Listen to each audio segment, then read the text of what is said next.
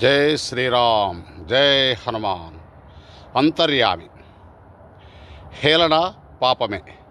తమకు నచ్చిన వారిని, నచ్చని వారిని, తమ అభిప్రాయాలతో ఏకీభవించని వారిని అకారణంగా దూషిస్తూ ఎగతాళి చేస్తూ ఆనందిస్తారు కొందరు.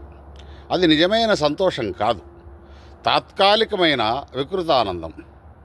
సూరసేన దేశానికి రాజు చిత్రకేతు ఒక సందర్భంలో నారదుడి ఉపదేశం ప్రకారం అతను ఆహారం మాని సమాధిలో నియమంగా ఉంటూ నారాయణ రూపమైన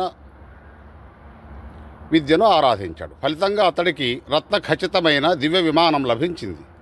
దాంట్లో ముల్లోకాలు తిరగసాగాడు. కృష్ణార్పితమైన మనసుతో చిత్రకేతు ఎప్పుడూ గోవిందనామాలనే ఉచ్చరించేవాడు. ఎల్లప్పుడూ పద్మాక్షుణ్ణి పొగుడుతూ సేవిస్తూ కీర్తిస్తూ పరమానందం పొందే అతడు ఒకరోజు కైలాసానికి వెళ్ళాడు. బ్రహ్మ ఇతర దేవతల సమక్షంలో ఆ వెండి కొండల మీద సన్నిహితంగా శివపార్వతులను చూస్తూ పకపకా నవ్వాడు. అంతటితో ఆగక పార్వతీదేవి వింటుండగా లోకానికి గురువైన శివుడు ధర్మసభలో భార్యను పామరుడిలా సిగ్గు లేకుండా లాలిస్తున్నాడని అన్నాడు. తాను ఇంద్రియాలను జయించిన వాణ్ణి అన్న అహంకారంతో సత్వగుణ తమో గుణాలకు అతీతుడైన పరమేశ్వరుణ్ణి ఆక్షేపించాడు. చిత్రకేతు మాటలకు శంకరుడు ఏమీ అనకపోయినా భవానీ మాత్రం మౌనంగా ఉండలేకపోయింది. సకల శుభాలకు మూలమై సాధువులు సేవించదగిన శ్రీహరి పాదపద్మాలను ఆశ్రయించడానికి ఇతడు ఏమాత్రం అర్హుడు కాడు.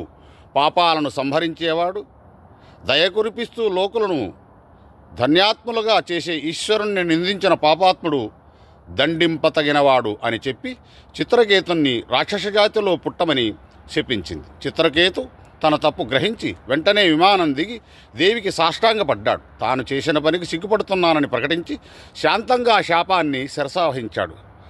అహంకారంతో మహాత్ములను అవమానించేవారు శిక్షార్హులని ఈ భాగవత కథ చెబుతోంది. కొన్ని సందర్భాల్లో క్షణికావేశంలో ఎదుటివారిని కించపరుస్తాం, హేళన చేస్తాం. ఆవేశం తగ్గి ఆలోచన మొదలయ్యేసరికి జరగకూడని నష్టం జరిగిపోతుంది. పరువు ప్రతిష్టలు మంటగలుస్తాయి. ఆవేశపరుల్లో యుక్తాయుక్త విచక్షణ నశిస్తుంది. ఇతరులను నిష్కారణంగా అవమానించడం, ఆత్మీయులను అవమానించడం అవలక్షణాలని తెలుసుకున్న నాడే వివేకి. వృద్ధుల అశక్తతను చూసి హేళన చేసే యువకులు తాము కూడా కాలగమనంలో అదే స్థితికి చేరుకుంటామని గ్రహించాలి. పెద్దలను అవమానించేవారు అపవిత్రులని, గర్వానికి లోభానికి వశులై గౌరవింపదగిన వారిని పరిహసించేవారు నరకానికి వెళ్తారని మహాభారతం చెబుతుంది. స్త్రీలు అత్యంత సౌభాగ్యశాలులు, ఇంటికి శోభ కలిగించేవారని విదురుడు చెప్పాడు. స్త్రీలందరూ జగన్మాత అంశలే కాబట్టి వారిని తల్లుల మాదిరి భావించాలన్నారు శ్రీరామకృష్ణ పరమహంస. అటువంటి స్త్రీలపై నిందలు వేసే హేళన చేసేవారు తప్పక శిక్షార్హులే. శ్రీహరిని స్తుతించే నాలుకే సార్థకమైన నాలుక అని బోధించింది భాగవతం. సదా సద్భావనలతో అందరి ప్రేమతో పలకరించగలిగిన వారిని అజాతశత్రులై సంఘములో గౌరవాన్ని పొందుతారు. మనశ్శాంతితో మనుగడ సాధించగలుగుతారు. జై శ్రీరామ్, జై శ్రీమన్నారాయణ.